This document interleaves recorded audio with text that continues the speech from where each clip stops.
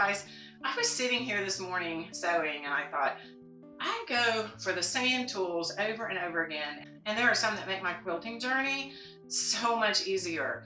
And I thought, I'm going to share those with you today. So if you're interested in some game-changing tools and how to make your sewing easier, especially if you're a beginner, then stick around and I'm going to cover some that I use all the time.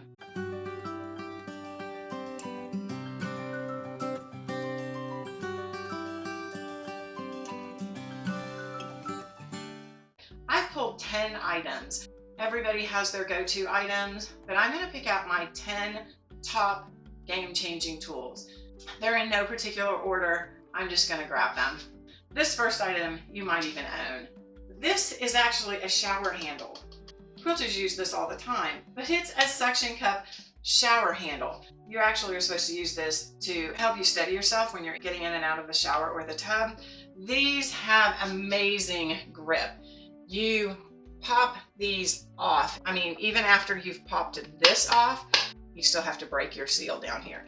And then you pop it back on, push it down, and then you clip it. This is a game changer to me because I used to have these little, let me show you what I used to use.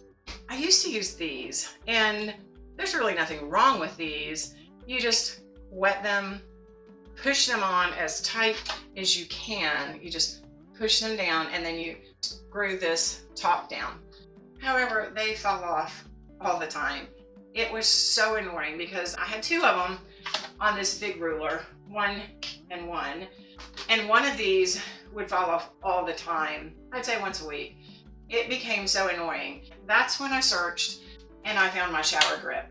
I know there's a lot of options out there. This looks heavy. I do not feel like it's heavy at all, but it's very substantial and I can really move my ruler around. Now, I was concerned that it covers such a large area, I would not be able to see some of my ruler lines.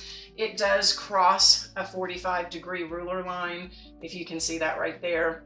I have other 45 lines, so I didn't feel like it was a game changer to me because I don't use those lines all the time. And I have other rulers that have the 45 if I wanted to pull those out and use it instead.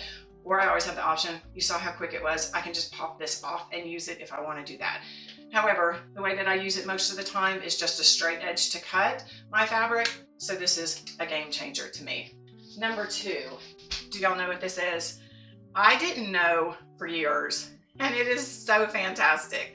It is a wool cleaning mat. As we sew and press, we get so many threads on our wool ironing mat. This is such a good help. And as you know, I'm going to link all of these things below so that you can find them yourself if you're interested. None of these items are sponsored. They're just items that I love. Okay, so let me show you how I use this. I do not keep my mat looking like this, but for demonstration purposes, I put some threads out here. These are very large and I could pick them off, but you can see that they get kind of embedded in your wool mat after you press on them a lot. I'm going to just show you how quick it is to use this tool. Now this tool has teeth on it. Can you see that? It's like a serrated a little bit. And you just go along gently and you just pull all of your threads into a little pile, or at least I do. And in just a minute, you have all of your threads off of your wool mat. This is a game changer. I have used lint rollers and I keep them around for projects like you do too, I bet. But this does not pick up the ones that are really stubborn that are sticking in my wool mat. And this is a very affordable tool and so worth the price. Speaking of pressing, this is a tool that I bet so many of you use, but I have to include it because it is a go-to game changer for me also. But this is Mary Ellen's Best Press. If you don't know already, when you use steam on your fabric, sometimes you can distort it.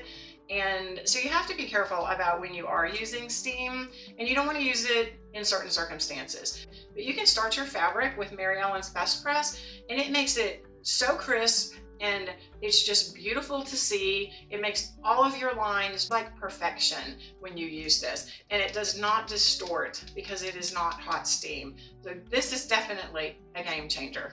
One of my next favorite items, I have two of them.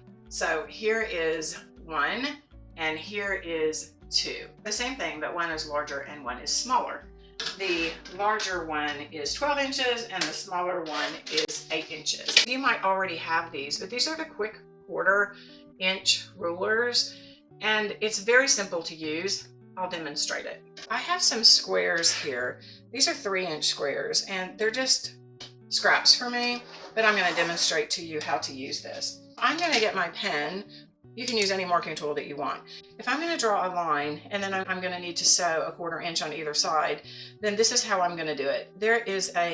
You just find these little slotted areas and you put them on the corner of each one. So I'm going to put one up there and I'm going to put one down here. And I'm going to draw on either side. If you want to, and I don't do this, but if you want to, you can draw that dotted line. Now this is the center line, and then these are my 1/4 inch lines that I would sew on. My center line, and then the 2 1/4 inch lines. Let me get a darker pen. Here is another example. I'm going to find the corners on here. You can draw the middle line if you want to. So here's my 1/4 inch lines that I would use, and I don't necessarily need to mark that middle line, but you're welcome to. And if you want to make it a scant 1/4 inch, you just sew on one side of the line. The reason I have 2 is for those big blocks this one won't cover the big blocks, so I have 2 of them. This is a fantastic tool. I use this, if not daily, I use it several times a week because I am lazy and I just don't want to measure that, and I don't want to guess it because I have done that so many times. I have the 1/4 inch tape on my machine, but this just is a straight guided line, and it is a game changer because it makes your 1/4 inch seams on these half square triangles, it makes them perfect. No room for error. And that's my kind of tool. This is another game changer for me. This is a Purple Hobbies pattern holder, and it's weighted. It is so small and it's so useful. When I'm cutting my fabric, I just lay my pattern out on my cutting area, like right here. But when I go over to my sewing machine and I need to see the pattern and how it's laid out and how I want to sew it, I just keep that over there. You just slide your pattern in here and voila. It is going to hold your pattern for you and you're going to be able to see, and it's not bulky. I have other pattern holders that look like book holders. Let me show you. Here's an example of a different kind of a fabric holder. And although this works perfectly fine and it's adorable, it takes up so much room and it's not very portable. It's not as portable as this one is. So this one just travels. I can just grab it and grab my pattern and I can put it next to my sewing machine anywhere because I have the room for this. It's a game changer for sure. Let me show you this next tool.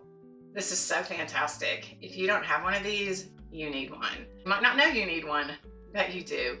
If you have ever seen a thread in your quilt after you've quilted it and you don't even know what to do, and so you have to pick it back out again because it's so glaringly obvious that there's this dark thread underneath your light colored fabric, then you need this tool, because I've done that and it was a nightmare. This is a Clover pick a thread tool, and this has a cap on it right here, and so it's very difficult to see this. Let me try to hold up some fabric behind it.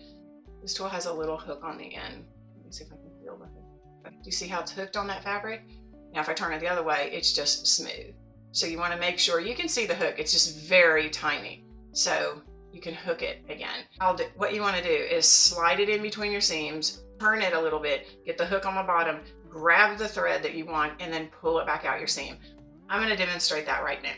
I don't know if you can see this blue thread right here. It is very difficult for my camera to zoom in on that, but I think you can see it pretty clear right here. I'm going to use this tool to get it out.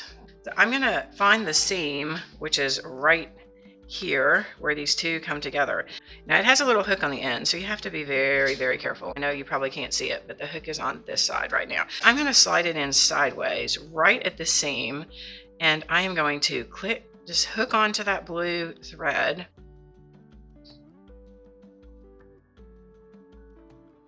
And I'm going to pull it out. And can you see it? Here is the blue thread right here that I am going to. Now snip off. Now I do not have this ugly blue thread showing in my white. Let me see if I can find another one to show you. Ultimately, you would want to do this, check for these ahead, but sometimes even while you're quilting, threads shift around. Can you see this red thread right here? It's not super noticeable, but you definitely don't want that showing. I'm going to use this tool. I'm going to slide it in this seam because I can see that this is where I've ironed it this direction, so it'll be super easy. Do you see how I just slid this in here? No problem. So I am just going to maneuver this around to get to that thread. Oop, I had it. There you go. There is that thread that was laying in there. Is that great? It was inside and now it's outside. This tool is so handy. I have a pair of these downstairs, but I have this one upstairs. I'm just going to show you this one because it's new and you can see the name. All right, this is Karen K. Buckley's Perfect Scissors. You can get these, you don't have to get Karen K. Buckley's scissors, but you can get scissors that are micro-serrated. These have micro-serrated blades and they are the best snips that you can ever purchase. They just grab the fabric because they have this serrated blade and you can get just right down to your fabric snipping threads. These are so fantastic. This one says on the back of it, the advantages of micro-serrated blade. It says it keeps the fabric from slipping, so cutting is more accurate, helps to prevent frayed edges, and it cuts 1 to 2 layers of cotton fabric easily. These are definitely a game changer. I have so many little snips, but these are, and there's nothing wrong with them. These are just regular blades, and they just do not grab the way that a serrated blade grabs. If you haven't ever used one, get yourself a pair and then see what a difference it makes. This is a 2-in-1 because I'm going to talk about the wristband and I'm also going to talk about these pins. These pins are flower-headed pins and they're flat, which I like. You can't sew over them. Ask me how I know that. But you can iron over them, which is what makes them a game changer. I love these pins because they're small and as you're pinning your items, if you want to iron them, these are heat resistant tops. So you can iron over them, but you cannot sew over them. But I really like these pins because of that. And then I just recently got this. If you've watched my haul video at Christmas, when I got this particular band is a Missouri Star wristband. It's got a very large face right here, which I love. You can just snap that on your wrist. I had pins everywhere when I sewed, and then I would have to like gather them up. I would inevitably poke myself and I would have to put them back in the containers or turn my magnetic pin holder upside down and then just kind of gather them up, but they would be the pokey side sticking out. I would have to take time to organize those or else I would poke myself some more. So this is a game changer because it solves all of that. I just use one of these or all of them and then when I'm done I just take my wrist and I just collect them back and they just stick back up here and they just magnetically attach themselves back. I don't have to arrange these anyway because it will only hold so many, and that is a good thing because if you put too many on here they will not attach themselves. So 30 pins, definitely enough to do a project, and if I need more then I just use my wrist, do the magic wand move and collect more pins, and then I use them up again. So this is so handy. One of the reasons I love this one is because it's got such a large face. I have another one, I'll show it to you. I think this is so pretty, and this is the face, the magnetic side of it. It's beautiful. I just don't use it enough because I just like this round one. Let me show you how big that face is. I think you can get this anywhere. It's by Moda.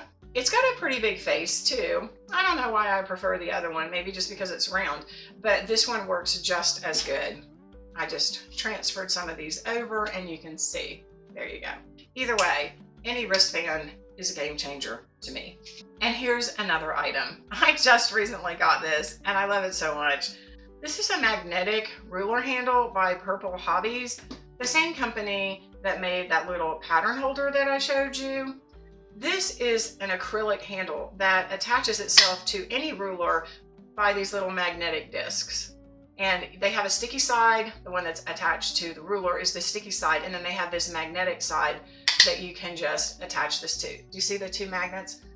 I have other sizes of these too. You can get them in much larger handles. I think this came in a Fat Quarter subscription box a month or so ago, and I was so excited to use it, and I am. The handy part is that if you want to store your ruler, you can just pop this off and store your ruler, because this is not going to keep you from storing it easily. This on here would keep you from storing it. So I love the versatility of this, and you can buy these extra discs and you can have these on numerous rulers and just transfer your handle to whatever ruler you need to use at the time, which I think is so handy, especially with these super small rulers. I just recently got this ruler, and it's a 2.5 by a 1.5 inch, and these are hard to manage for me. How handy would that be to put those little magnetic discs on this one so that I don't have to fumble around trying to hold this? That's the versatility of this. This is number 10. I hand sew all my binding. Now I machine bind the front and then I hand stitch the back of it. I am always carrying my thread and my scissors and my needles downstairs so that I can use them in my comfortable chair while I'm watching TV or talking to my family in the evening or something like that.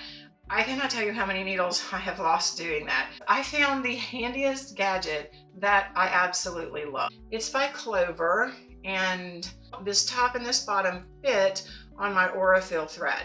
I have a couple of needles here. Now these have thread on them, so I would not have thread on them. But you just pop your needle in the center there, and then you just put the top back on. Can you hear it? It's in here, and I'm not gonna lose it. It's fantastic. Now I know you don't need to have this, but this is so affordable. I think I paid, a couple bucks for it, but it's so handy because I know exactly where my thread is. Now I know most of us just kind of stick it through there. That's the way that I've lost them. It handles big needles.